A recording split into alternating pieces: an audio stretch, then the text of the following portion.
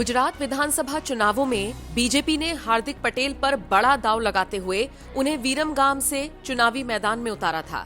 दिलचस्प बात ये रही कि उत्तर प्रदेश के मुख्यमंत्री योगी आदित्यनाथ ने खुद जमीनी स्तर पर उतरकर हार्दिक पटेल के लिए प्रचार किया था और जनता से वोट की अपील की थी। योगी के वीरमगाम पहुंचते ही पूरा चुनावी माहौल बदल गया और बच्चा बच्चा कहने लगा था कि जीतेगा तो हार्दिक ही।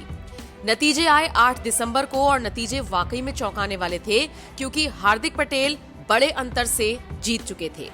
अब जब से हार्दिक पटेल विधायक बने हैं, ताबड़तोड़ काम किए जा रहे हैं और उनके ये काम सोशल मीडिया पर साफ गवाही दे रहे हैं कि बीजेपी का ये फैसला गलत नहीं था। हार्दिक पटेल ने अपने ट्विटर पर बहुत सारी तस्वीरें साझा की हैं और ट्वीट के जरिए बताया है कि वो किस तरह से काम कर रही हैं। सबसे पहले ट्वीट में हार्दिक पटेल ने कुछ तस्वीरें साझा करते हुए लिखा, आज मेरे विधानसभा क्षेत्र के देत्रोज तहसील के डांगरवा गांव में ग्रामीणों से संवाद किया। सरकार की विभिन्न जनहितैषी योजनाओं को हर एक घर तक पहुंचाने का संकल्प लिया है। जनता के आशीर्वाद से गुजरात में एक बार फिर भाजपा सरकार बनी है। प्रतिनिधि के रूप में हम हमारी जिम्मेदारी अदा करेंगे। इसके बाद हार्दिक पटेल ने अपने दूसरे ट्वीट में लिखा, मेरे वीरमगाम शहर के 2 सरकारी स्कूल को देखने जरूर आना। वीरमगाम शहर के सरकारी कन्या स्कूल 1 में मिनी साइंस सेंटर और सरकारी कुमार स्कूल 1 में भोजनालय एवं प्रार्थना हॉल का उद्घाटन किया। अपने तीसरे ट्वीट में हार्दिक पटेल लिखते हैं, प्रधानमंत्री श्री नरेंद्र भाई मोदी ने नई शिक्षा नीति के तहत ग्रामीण क्षेत्र के बच्चों को टेक्नोलॉजी में भी प्रथम स्थान पर पहुंचाने का प्रयास कर रहे हैं और इसी क्षेत्र में मैं मेरे विधानसभा विस्तार में शिक्षा को महत्व दे रहा हूं। यानी जो बेसिक चीजें हैं देश के भविष्य यानी बच्चों के लिए, युवाओं के लिए, उन पर हार्दिक पटेल ध्यान दे रही हैं। यानी शिक्षा में सुधार की व्यवस्था वो दुरुस्त कर रही हैं और इस बात की जानकारी हार्दिक पटेल अपने सोशल मीडिया अकाउंट के जरिए भी दे रही हैं। वैसे आपको बता दें, जब गुजरात कैबिनेट का विस्तार नहीं हुआ था, उससे पहले लगातार ये खबरें आ रही थी कि हार्दिक पटेल को मंत्री बनाया जा सकता है। युवा चेहरा है, पाटीदारों के नेता रहे हैं। इसके अलावा उनकी जो लोगों के बीच पैठ है वो सबने देखी। यही वजह है कि ये कयास लगाए जा रहे थे कि हार्दिक पटेल को मंत्री बनाया जा सकता है। लेकिन गुजरात कैबिनेट का विस्तार होते ही इन तमाम तरह की खबरों पर विराम लग गया। हालांकि उसके बाद फिर खबर ये भी आई कि राजनीति में कम अनुभव होने के कारण हार्दिक पटेल को इस बार मंत्री नहीं बनाया गया, लेकिन आने वाले वक्त में बीजेपी कोई बड़ी जिम्मेदारी उनको दे सकती है। बहरहाल हार्दिक पटेल को जो मिला है उससे वो संतुष्ट हैं और इसीलिए वो आगे बढ़ चढ़कर काम कर रही हैं। हार्दिक पटेल का ये अंदाज और काम करने का तरीका आपको कैसा लगा? कमेंट बॉक्स में अपनी राय हमें जरूर दें। क्या समस्या है जो हार्दिक सॉल्व करेंगे? नाथ परंपरा के सबसे बड़े संत है योगी आदित्यनाथ जी, तो निश्चित रूप से विरमगांव की इस ऐतिहासिक और पवित्र धरती पर उनके पांव पड़े हैं, तो हम विरमगांव वासियों के धन्य है। साथ ही साथ ये विरमगांव ऐसा कहा जाता है कि 1200 साल पुराना ये शहर है। अहमदाबाद तो 600 साल पुराना है, लेकिन विरमगांव 1200 साल पुराना है। यहाँ पर मुनसरी देवी ने यानी कि मीनर देवी ने एक तालाब बनाया था। तो मेरा ये मानना है कि इस विरमगांव को नए सिरे से नए डेवलपमेंट के साथ मुझे आगे ले जाना है, जिसमें विरमगांव को जिला बनाना है, विरमगांव के शहरों को अहमदाबाद के तर्ज पे बनाना है। विरमगांव में अच्छे गार्डन्स होने चाहिए, कॉम्प्लेक्स होने चाहिए, स्पोर्ट्स कॉम्प्लेक्स, अच्छे आर्मी की ट्रेनिंग के लिए ग्राउंड्स होने चाहिए। अगर ये सब विरमगांव में बनेगा तो विरमगांव एक नई मुकाम के साथ आगे बढ़ेगा। साथ ही साथ यहाँ 2 तहसील लगती है, मांडल और देत्रोज। तो मांडल में 50 बेड की एक अच्छी सरकारी अत्यंत आधुनिक अस्पताल बने जहाँ पर लोगों की फ्री में सारवार हो। देत्रोज में अच्छे स्पोर्ट्स कॉम्प्लेक्स बने, वहाँ भी अस्पताल बने, वहाँ पर एपीएमसी यानी कि मंडी बने एक अच्छी सी। तो उसके लिए मेरे सपने, और हम और आप सब जानते हैं कि बिना विज़न कुछ नहीं हो सकता। मेरा विज़न है, मोदी जी का विज़न गुजरात के लिए था, देश के लिए है। मेरा विज़न मेरे इस तहसील और विधानसभा के लिए है।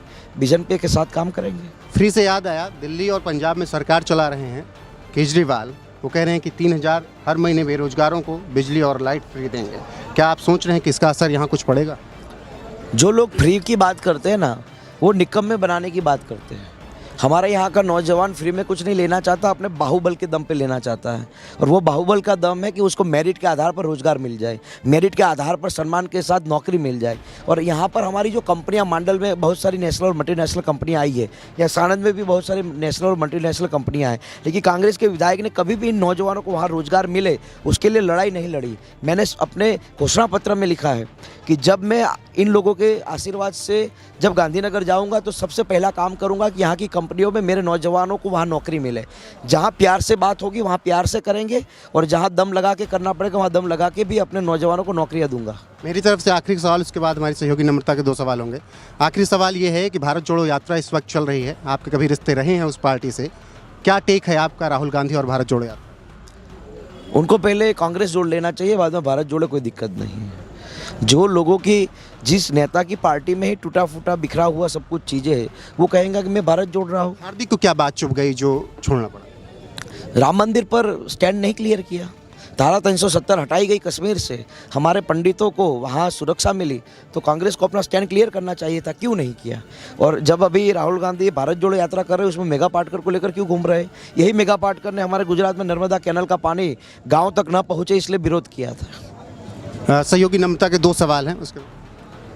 हार्दिक, मेरा एक ऐसा सवाल है, अगर आपको बुरा ना लगे तो मैं पूछूं। सवाल ये है, बहुत अच्छी बात है फिर तो। सवाल ये है कि कुछ लोग आपसे यहाँ पर भी नाराज़ हैं, क्योंकि हम पूरे गांव में सुबह से घूम रहे हैं, बहुत सारे लोगों ने आपका समर्थन किया। लोगों का ये कहना है कि पहले कांग्रेसी थे, अब बीजेपी में आ गए हैं, और वो लोग आपसे नाराज़ दिखे। उन लोगों को क्या कहेंगे? देखिए, मेरा काम क्या है? लोगों की सेवा करना। जहाँ पर मैं था उन लोगों ने लोगों की सेवा करने से मना कर दिया, तो मैंने जहाँ लोगों की सेवा करना चाहा वहाँ पर मुझे मौका मिला। निश्चित रूप से मैं ये मानता हूँ, बहुत बड़ा तहसील है, अगर 1-2 लोग मेरा विरोध करेंगे तो मैं उनको कुछ नहीं कह सकता, विरोध करने का सबको अधिकार है। और महात्मा गांधी और सरदार वल्लभ भाई पटेल और भगत सिंह जब इस देश की आज़ादी के लिए लड़ रहे थे, तब भी लोग उनका विरोध करते थे, तो क्या विरोध के डर से वो घर बैठ गए थे? अगर घर बैठ गए होते तो हम आज़ाद नहीं हुए होते। तो विरोधी विरोध करेंगे। और गजब की बात है हमारी संस्कृति में कि हमारे घर में जब शादी होती है तो बुआ सबसे पहले विरोध करती है, लेकिन फिर भी शादी तो करते हैं ना बुआ को मना के। तो जो विरोधी हो गए उनको मना कर भी ये जो मिशन के साथ निकले, ये महाभारत है। इस महाभारत में विरमगाम का विकास सबसे बड़ा लक्ष्यांक है, और इस महाभारत में अगर मैं अर्जुन हूँ तो इन सबको कृष्ण बनना पड़ेगा। मेरा आखिरी सवाल है जिग्नेश मेवाणी को लेकर। उनसे पूछा गया कि आपको क्या लगता है हार्दिक पटेल ने बीजेपी क्यों ज्वाइन की, तो उन्होंने साफ साफ कहा कि मुझे एक प्रायोरिटी दिखाई देती है, एक वजह साफ दिखाई देती है, वो ये कि उनके ऊपर जो भी मुकदमे चल रहे हैं उनमें से 2-3 मुकदमे ऐसे हैं जिनके लिए वो 15 से 18 साल तक जेल में जा सकते थे। उनसे डर के उन्होंने बीजेपी अच्छा है, तो जिग्नेश भी वहाँ लॉन्ग टाइम रहे तो अच्छी बात है, वो भी कहीं हमारे साथ फ्यूचर में ना आ जाए। नहीं, उन्होंने साफ बोला है कि कोई भी आ जाए, जिग्नेश मेवाणी कभी बीजेपी नहीं। तो क्या, तो उनको टुकड़े टुकड़े गैंग में रहना है? जो लोग देश को तोड़ने के काम करते हैं उनका समर्थन करना है। फ्यूचर में तो उनको अपना स्टैंड क्लियर करना पड़ेगा। और बात रही कि मुझ पर जो मुकदमे लगे हैं, मैंने तो लोगों की लड़ाई लड़ने के लिए मुझ पर मुकदमे लगे हैं, मुझ पर किसी लड़के की छेड़छाड़ करने का मुकदमा नहीं है।